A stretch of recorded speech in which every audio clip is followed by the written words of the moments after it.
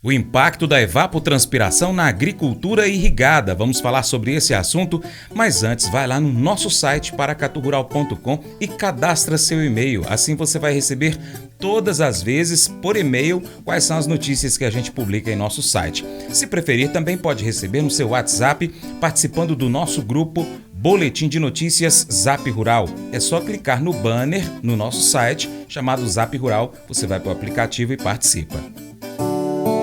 Agricultura irrigada. A evapotranspiração pode ser definida como o processo pelo qual a água é perdida da superfície do solo e das plantas em forma de vapor.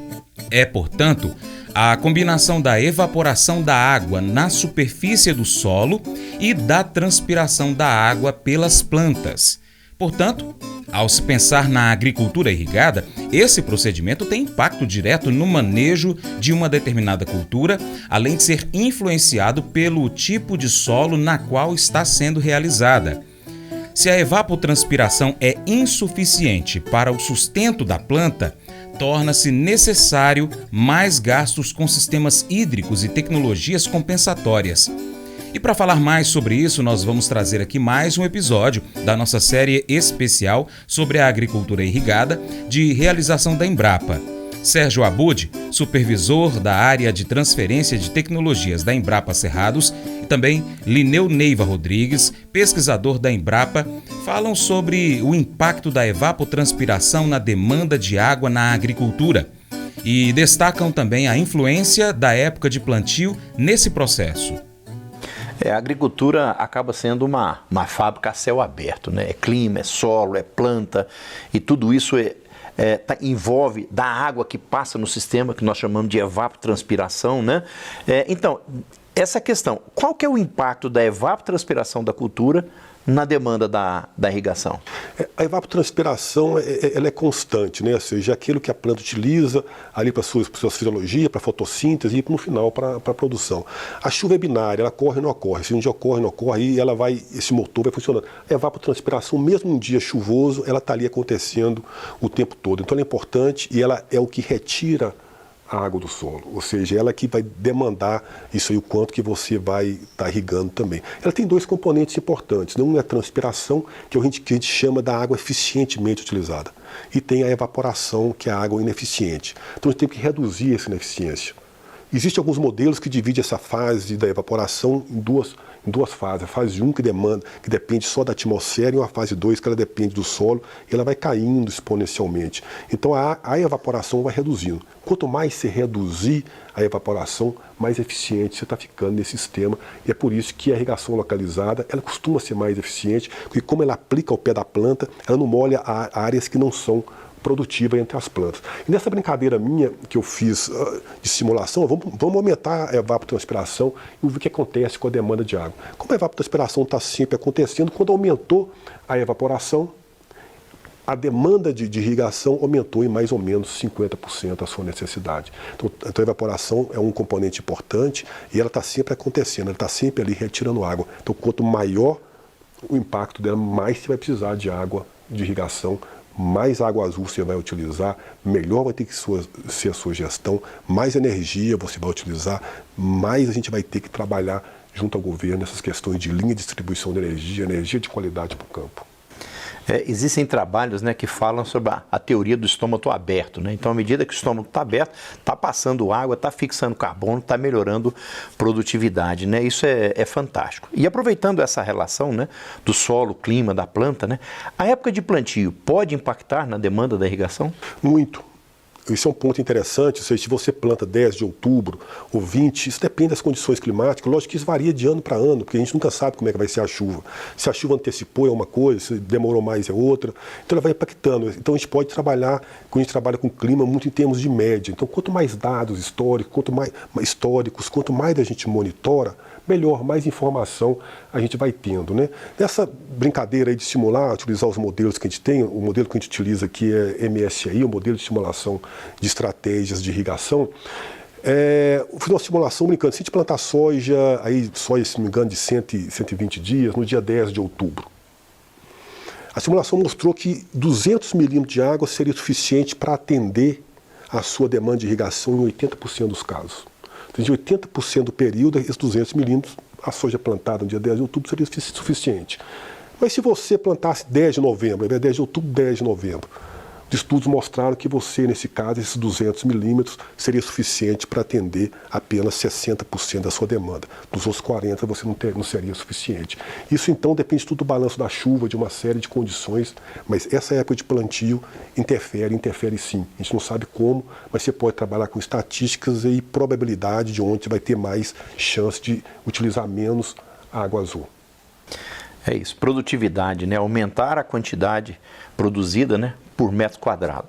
E quando a gente fala de produtividade, a primeira coisa que vem em mente é que a planta não pode ter limitação hídrica, né? Não pode faltar água para a planta, né? Nesse raciocínio, Lineu, nós devemos sempre buscar atender essa demanda hídrica máxima da cultura para que a gente possa atingir esses máximos rendimentos?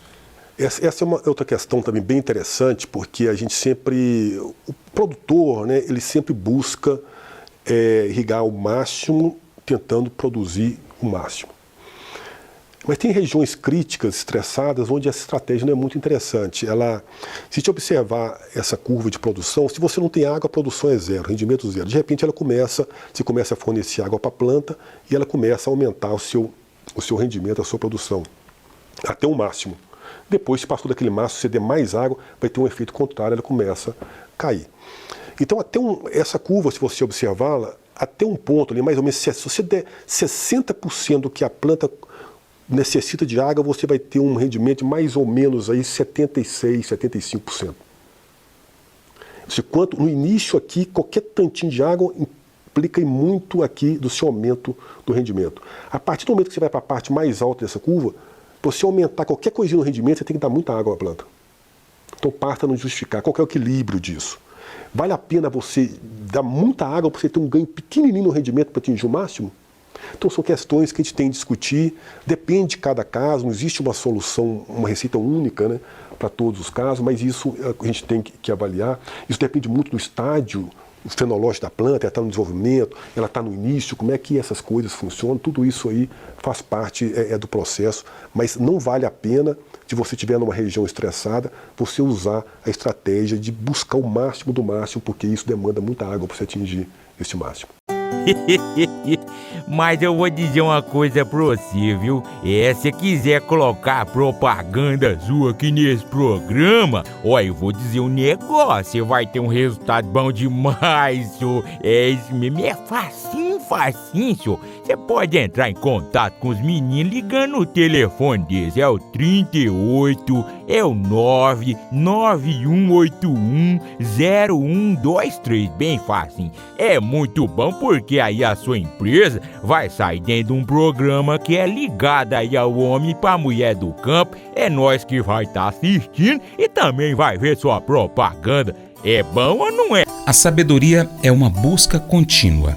Provérbios 14, versos 9 e 10, nos lembra que, embora busquemos crescer em conhecimento, é importante permanecer humildes e reconhecer que sempre há mais a aprender. A sabedoria não está apenas na acumulação de conhecimento, mas também na maneira como aplicamos esse conhecimento nas nossas vidas. Romanos 12,15 nos convida a compartilhar alegrias e tristezas com os outros. Esse versículo destaca a importância da empatia e do apoio mútuo nas jornadas de vida. Compartilhar alegrias fortalece nossos laços com aqueles ao nosso redor, enquanto compartilhar o sofrimento nos torna mais compassivos e solidários. Unindo essas passagens, compreendemos que a sabedoria não é apenas adquirir conhecimento, mas também aplicá-lo com humildade e compreensão. Além disso, o compartilhamento das alegrias e tristezas com os outros fortalece nossos relacionamentos e torna nossa jornada mais significativa. Esse devocional faz parte do plano de estudos Sabedoria em Provérbios do aplicativo biblia.com. Muito obrigado pela sua atenção, que Deus te abençoe e até o próximo encontro.